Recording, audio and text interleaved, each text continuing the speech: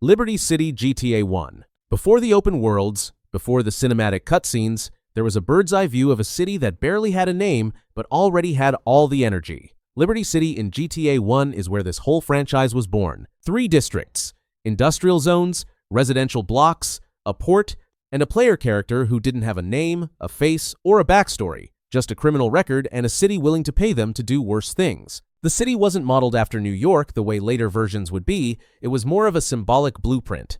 Grid-based streets, compressed geography. What matters about this Liberty City is the concept. You could carjack someone, outrun the cops, do a job for a gang you'd never meet face to face, and blow up half a street just trying to make your getaway. The city was the game.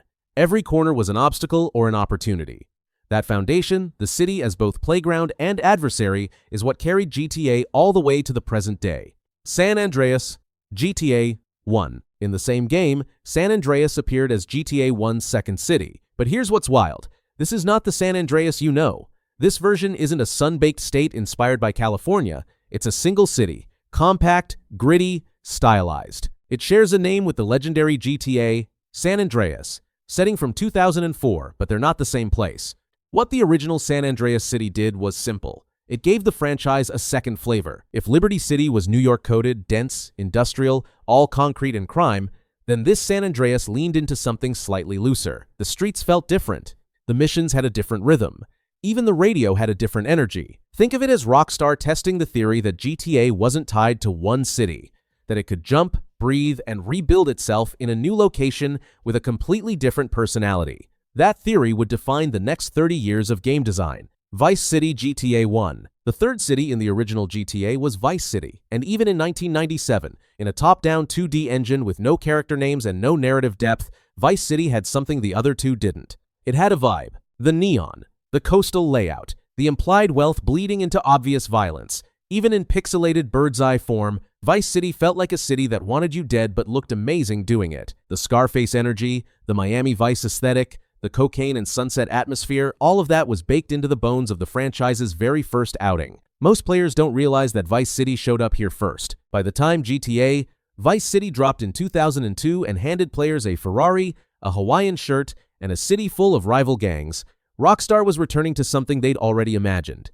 They were building the version they always wanted. Liberty City GTA 2. GTA 2 takes place in a city officially called Anywhere City, but functionally, it's Liberty City with a sci-fi makeover and a 20-year time skip into a near-future setting. The year is listed as the future. The city is fractured into 3 districts controlled entirely by gangs. The police exist, but they're almost irrelevant because the real power structure belongs to 7 factions running the streets simultaneously. You've got the Zaibatsu Corporation, a megacorp that operates like a gang, the Yakuza, the Loonies, the SRS scientists, the Rednecks, the Hare Krishna, and the Russian Mafia. That lineup alone tells you how GTA 2 was thinking about its city. It wasn't just a place to drive around, it was a political ecosystem. Work for one gang, get heat from another. Build respect in one district, burn bridges in the next. The city physically rewarded loyalty and punished betrayal through its geography. Different gangs controlled different turf, and your reputation with each one determined how fast things went sideways the moment you stepped into their territory. Liberty City in GTA 2 never got the love it deserved. The retrofuturism was ahead of its time. But the gang relationship system it introduced? That DNA shows up in almost every GTA that follows. Liberty City GTA 3. And here's where everything changed. GTA 3's Liberty City is the most important city in the franchise's history because it was the first fully realized 3D open world in gaming. 3 islands, dozens of neighborhoods, a functioning economy of crime, and a protagonist who didn't say a word the entire game. The 3 boroughs, Portland, Staunton Island, and Shoreside Vale, each had a distinct identity. Portland is gritty and industrial. All foggy docks and narrow streets where the Leone family runs things from a cafe on the corner and the Triads own the fish factory. Staunton Island is the commercial center, cleaner streets, bigger buildings, and the kind of political corruption that wears a suit. Shoreside Vale is residential, suburban, and somehow even more dangerous. The story follows Claude, the mute protagonist, as he gets shot, left for dead, and then methodically dismantles every criminal organization that had anything to do with his betrayal. Catalina, the cartel, the Leones. He moves through this city like a ghost, completing jobs for whoever needs work done, switching allegiances as the heat demands. What makes this Liberty City legendary is how it made violence feel consequential within a believable space. You could walk into a building, look up at a skyscraper, drive across a bridge, or blow up a car and watch the physics react. The city was immersive. You could get lost in it. That had never happened in gaming at this scale before. Vice City GTA. Vice City. Vice City in 2002 is what happens when Rockstar decides to stop building cities and start building mythology. This is Miami in 1986. Pastel suits, speedboats, cocaine everywhere. The Scarface blueprint used as a design document, the city is split into two main islands, the western mainland and the eastern Vice City beach, and every single inch of it is soaked in 80-second atmosphere, so thick you can almost smell the hairspray. Thomas Vercetti arrives in Vice City fresh out of 15 years in Missouri, a stand-in for the Midwest, taking the fall for a Forelli family job that went wrong. He shows up in this neon paradise to handle a drug deal, gets robbed, loses the cash and the product, and spends the rest of the game turning a city that tried to bury him into his personal empire. The city itself is a character. Starfish Island with its mansions surrounded by water. The Vice City beach strip running alongside a permanent golden hour. Little Haiti, Little Havana, real cultural districts with real gang structures and real turf logic.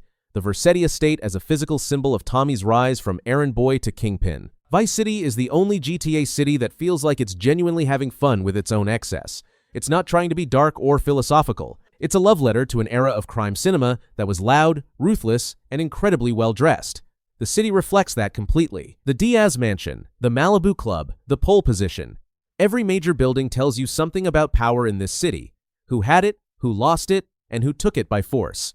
San Andreas GTA. San Andreas. GTA. San Andreas doesn't give you a city. It gives you a state and 3 cities inside it, and then dares you to handle all of it. Los Santos is the first. South Central Los Angeles rendered with remarkable accuracy for 2004. Grove Street. The Ballas. The Vagos. The Families. Carl Johnson returns to this neighborhood after 5 years in Liberty City to bury his mother and finds his old gang on life support, his friends scattered, and corrupt cops already setting him up for a murder he didn't commit. Los Santos is personal in a way no GTA city had been before. Every corner of it is tied to CJ's history, his relationships, his identity. Then there's San Fierro, the San Francisco analog. Hilly streets, fog, a counterculture scene, triads running the underworld, and a triad war that CJ gets pulled into almost by accident. San Fierro is the mid-game reset. After the heat of Los Santos, San Fierro is cooler, stranger, and more unpredictable. Then Las Venturas, the Las Vegas of the GTA world. The Caligula's palace heist. The mob connections running through everything. The desert stretching out around a city built entirely on money and desperation. Las Venturas is where San Andreas reveals its most ambitious storytelling. A casino job that requires CJ to play politician, gangster, and con artist simultaneously. But the state itself, the highways connecting all 3, the rural towns, the desert, the mountain, the forests, is what makes San Andreas genuinely extraordinary. You could disappear into the countryside for an hour and still find things no one told you about. No GTA world before or after has matched that scale of variety within a single map.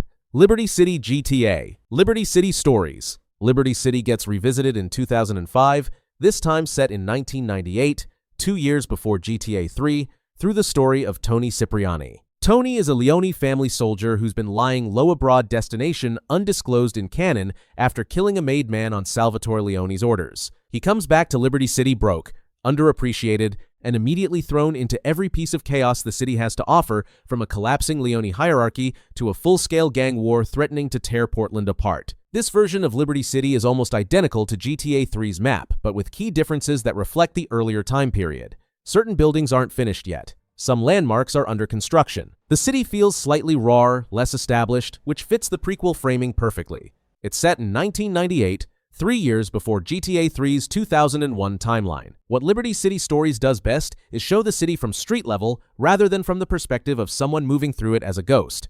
Tony is embedded. He has history here. He has enemies with names and faces.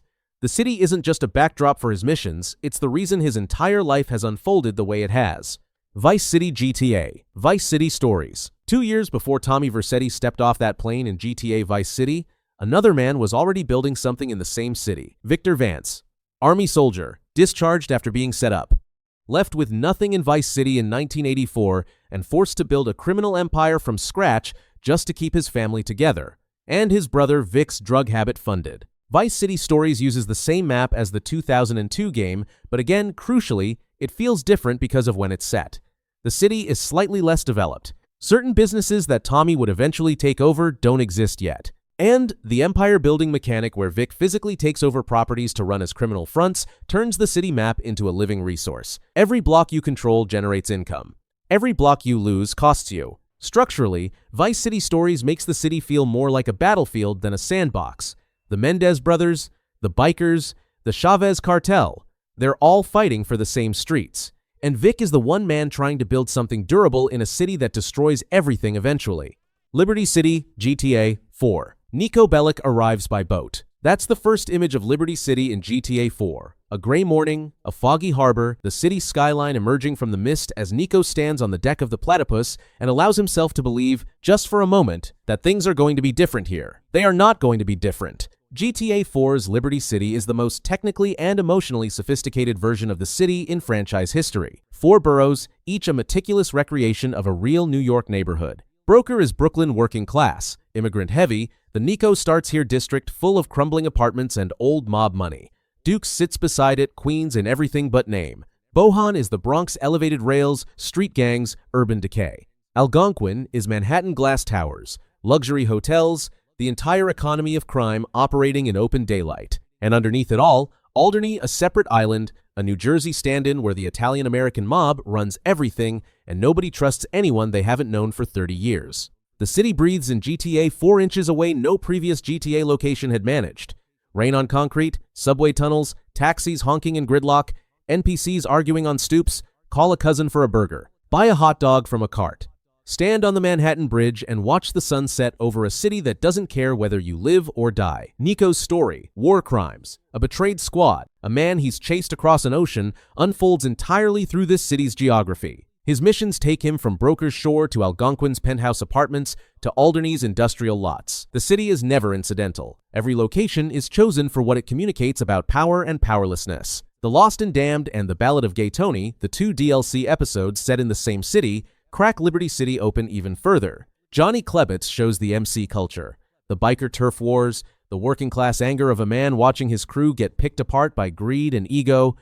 Luis Lopez shows the VIP tableside, the bottle service, the luxury, the nightclub empire, and reveals that the top of the food chain in Liberty City is just as rotten as the bottom, just better dressed. GTA 4's Liberty City is the franchise at its most novelistic.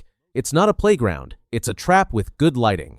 Alderney GTA 4. A brief but important note on Alderney because it functions as its own distinct territory even within GTA 4's world. New Jersey, effectively.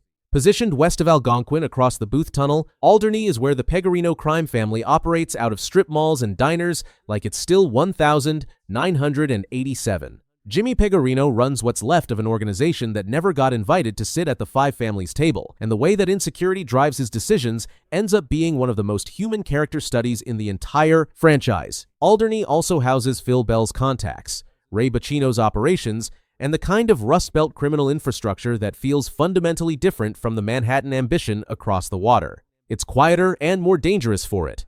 Los Santos, GTA 5. Los Santos in GTA 5 is the most ambitious single city in gaming history at the time of its release, and depending on who you ask, it still holds that title. It's Los Angeles, completely. Vinewood is Hollywood, the sign on the hill, the Walk of Fame, the studios, the celebrities running from their own scandals.